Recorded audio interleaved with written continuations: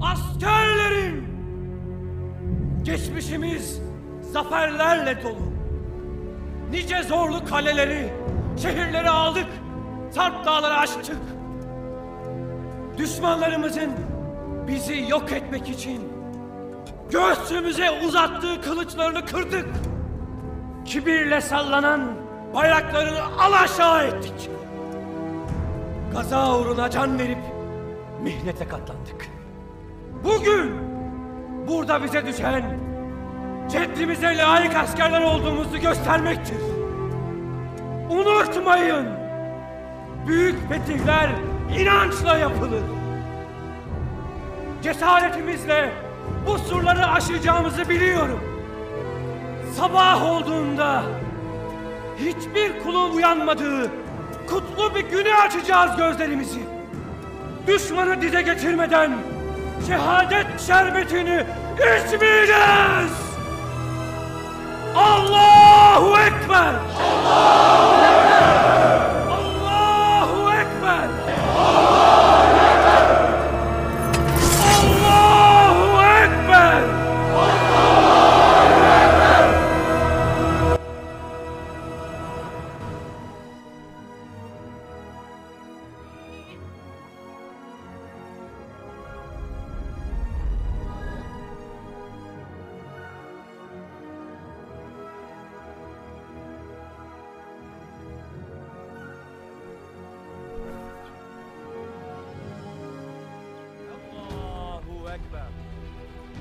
Siapa yang tidak mengenal sosok Sultan yang satu ini?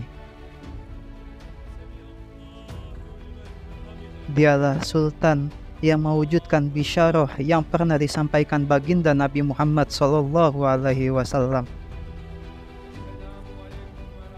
Seorang Sultan yang mencatatkan namanya hingga terkenal seantero penjuru dunia. Dialah sebaik-baiknya sosok pemimpin ataupun panglima yang mempunyai sebaik-baiknya pasukan tentara.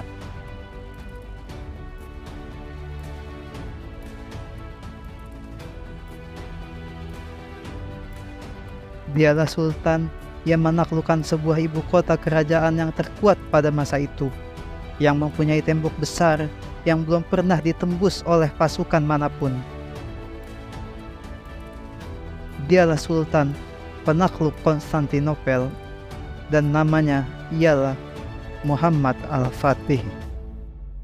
Qala Rasulullah sallallahu alaihi wasallam la tuftahanna al-Konstantiniyatu falani amal emiruha walani amal jaysh dhalika al-jaysh.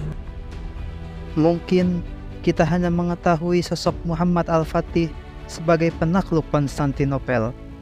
Padahal tentu ada orang-orang hebat di belakangnya yang membuat Sultan ini menjadi sosok Sultan yang hebat, Sultan yang soleh, Sultan yang bijaksana, Sultan yang disegani musuhnya dan dicintai rakyatnya.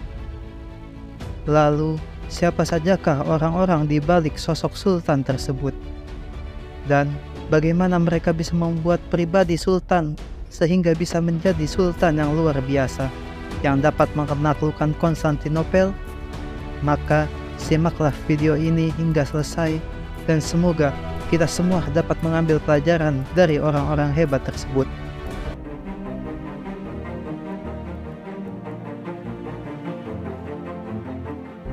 Kalau kita pernah mendengar peribahasa di balik pria hebat ada sosok wanita hebat di belakangnya, maka sosok orang pertama yang mempengaruhi Sultan Muhammad Al-Fatih merupakan seorang wanita.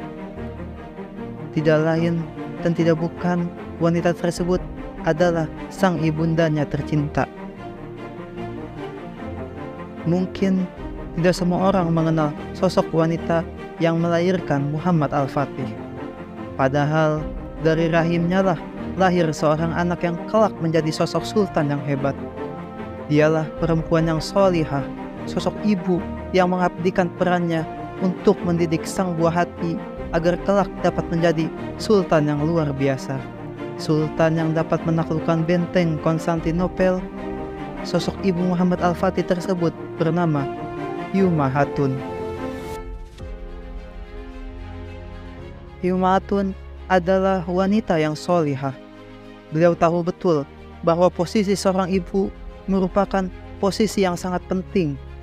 Ibu merupakan madrasah pertama dan yang paling utama bagi anak-anaknya. Sosok ibu berkewajiban memberikan pendidikan awal untuk anaknya, sehingga beliau benar-benar fokus untuk mendidik anak-anaknya sehingga dapat menjadi orang besar. Humayatun mengetahui betul tentang bisyarah Nabi Muhammad SAW yang menjelaskan bahwa Konstantinopel akan ditaklukkan. Maka setiap selesai sholat subuh, sang ibu membawa Muhammad Al-Fatih kecil ke balkon istana. Kemudian ditunjukkannya dari kejauhan benteng Konstantinopel yang megah itu. Lalu ibunya mengatakan sekaligus mendoakan, "Nak, namamu adalah nama Nabi kita Muhammad SAW.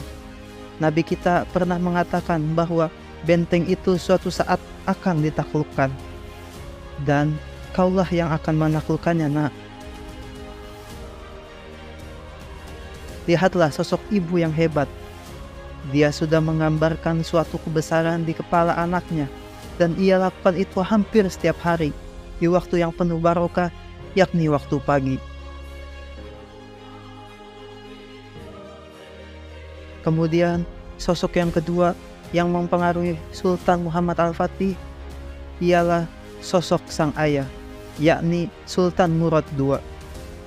Beliau merupakan sultan yang hebat pula, mengetahui betul bahwa pendidikan merupakan fondasi awal untuk meraih kesuksesan. Maka beliau selalu berupaya mencarikan sosok guru yang hebat untuk anaknya, karena kelak anaknya juga yang akan melanjutkan perjuangannya untuk membebaskan Konstantinopel. Selain itu pula, beliau merupakan sosok ayah yang sangat dekat dengan anak-anaknya. Walaupun di tengah kesibukannya menjadi seorang sultan, beliau masih menyempatkan waktu untuk buah hatinya. Maka cukup sering juga beliau mengajak jalan-jalan Muhammad Al-Fatih sambil bercengkrama dengannya, dan selalu menanamkan sebuah impian bahwa Konstantinopel akan ditaklukkan olehnya. Beliau cukup sering mengajaknya ke menara masjid yang tinggi, lalu menunjukkan tangannya sambil berkata, "Mehmet, lihatlah, jauh di depan sana ada sebuah benteng bernama Konstantinopel. Di dalamnya ada sebuah kota yang kuat yang merupakan ibu kota Romawi Timur. Dan kota itu juga merupakan salah satu pusat dari kekufuran. Kelak kota itu akan jatuh ke dalam kekuasaan Islam. Dan insya Allah engkaulah yang menaklukkannya kelak." Kemudian sosok selanjutnya yang membuat Al-Fatih menjadi sosok sultan yang hebat ialah guru-gurunya. Di antara guru-gurunya itu yang paling terkenal adalah Syekh Ahmad bin Ismail Al-Qurani dan Syekh A'aq Syamsuddin. Perlu kalian ketahui bahwa Al-Fatih kecil merupakan sosok anak-anak yang terbilang nakal dan malas belajar. Tentu hal itu disebabkan atas fasilitasnya sebagai anak seorang sultan. Dia merasa sombong dan merasa paling berkuasa, sehingga ia sering mempermainkan gurunya, tidak menghormati gurunya. Melihat hal itu, sang ayah terus mencarikan sosok guru yang bisa mendidik buah hatinya. Maka didapatinya seorang alim yang bernama Ahmad bin Ismail Al-Qurani. Kemudian sang Sultan Murad II memberikan sebuah sabetan atau sebuah tongkat untuk memukul kepada sang guru tersebut, seraya berkata, "Saya serahkan pendidikan anak saya kepada engkau, maka ajari anak saya itu ilmu. Jika ia tidak mau belajar, maka pukul saja ia." Maka di hari pertama mengajar Al-Fatih, sang Syekh Ahmad bin Ismail Al-Qurani memukul Al-Fatih kecil karena masih tidak mau belajar. Kemudian Al-Fatih kecil pun terkejut dan berkata, "Saya anak sultan, kamu pukul?" Sang Syekh pun menjawab, "Ayahmu mengutusku untuk mendidikmu dan memukulmu jika engkau melanggar perintahku." Maka dari pukulan pertama itulah Muhammad Al-Fatih takut dan segan kepadanya. Lalu mulai mau belajar dengan sungguh-sungguh.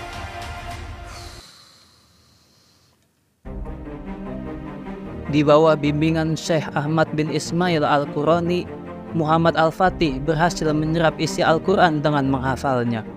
Kurang lebih usianya 8 tahun pada waktu itu. Selain itu pula, ia juga belajar ilmu-ilmu keislaman lainnya serta mengembangkan wawasannya. Gurunya yang lain yang bernama Syekh A'aq Samsuddin merupakan guru spiritual Sang Sultan ketika beliau berada di kota Manisa untuk belajar kepemimpinan. A'aq Samsuddin juga merupakan seorang dokter Kesultanan Ottoman yang ahli dalam ilmu fikih dan ilmu hukum-hukum Islam. Di tangan A'aq Samsuddin lah Muhammad Al-Fatih banyak lagi belajar ilmu-ilmu Islam lainnya.